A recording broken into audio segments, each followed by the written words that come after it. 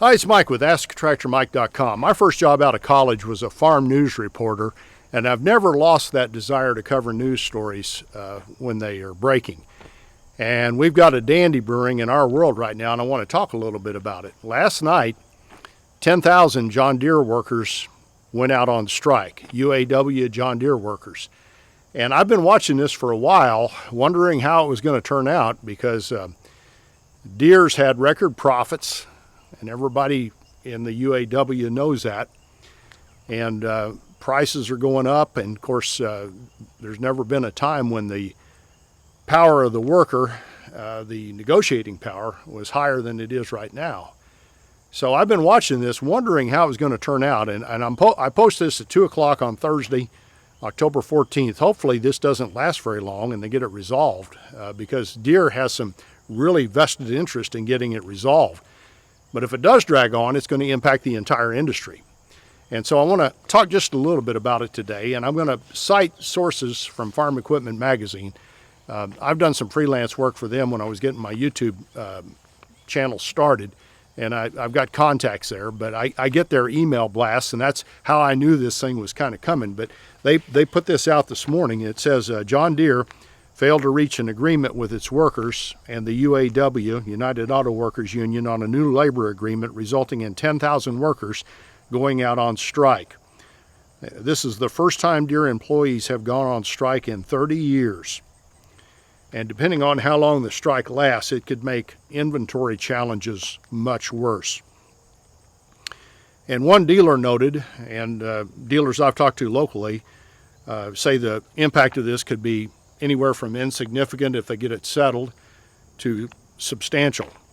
And I'm going to talk about what could be impacted with this strike, depending on how long this lasts.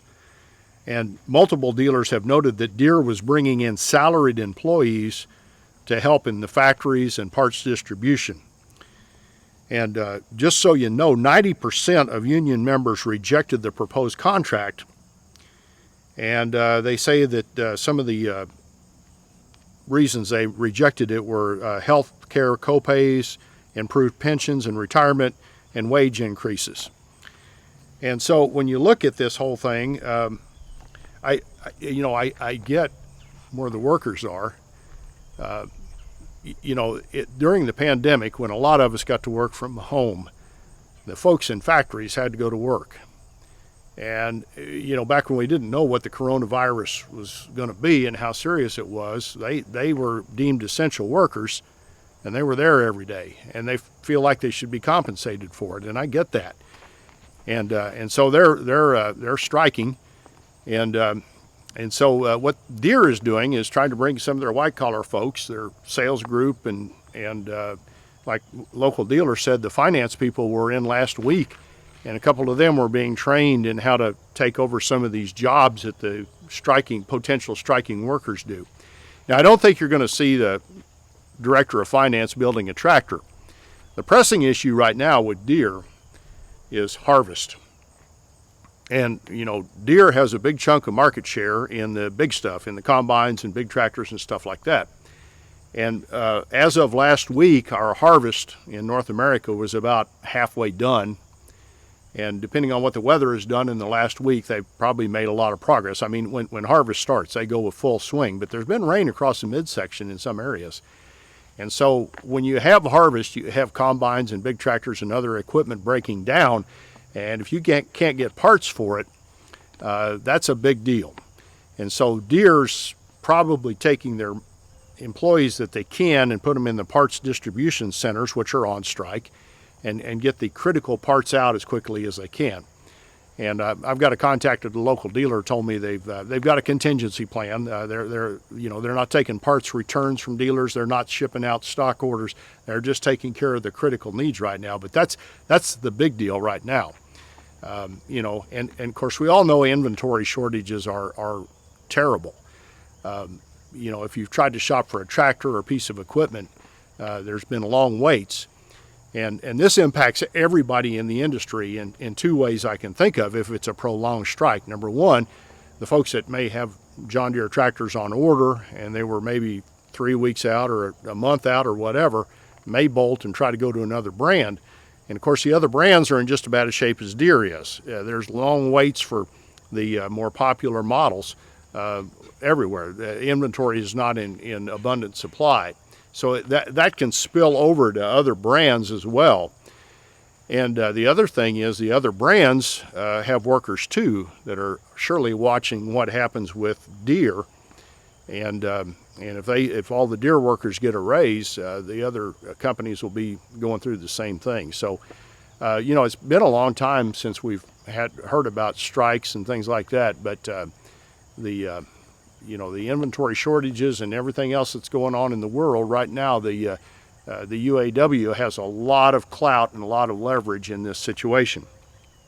The other thing I'm sure they're looking at, and I highlighted this in this story, is when you're a company like Deere and you have stockholders, you have to talk about how good it's going. And they may make nearly $6 billion in profits this year. And if that's the case, of course their workers are going to want to raise. So that's going on right now. As of 2 o'clock when I post this on Thursday afternoon, the strike has not been resolved, but I'll try to keep you updated. But this could have a big effect if it goes on very long, not only for Deere, but everybody else.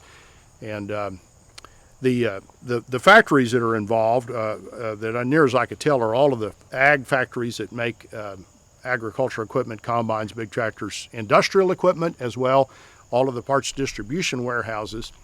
Now, one factory that was not listed in the press release, and I'm going to try to get clarification on this, was the Augusta, Georgia plant where they assemble compact tractors.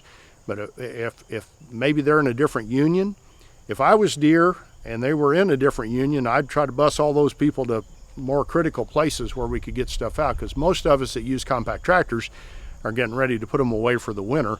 And the guys that farm with tractors are, like I said, right in the middle of harvest, so they need it worse than we do. So I'd get those workers working somewhere else. But that factory may be impacted as well. I'll try to clarify that. But that's what's going on.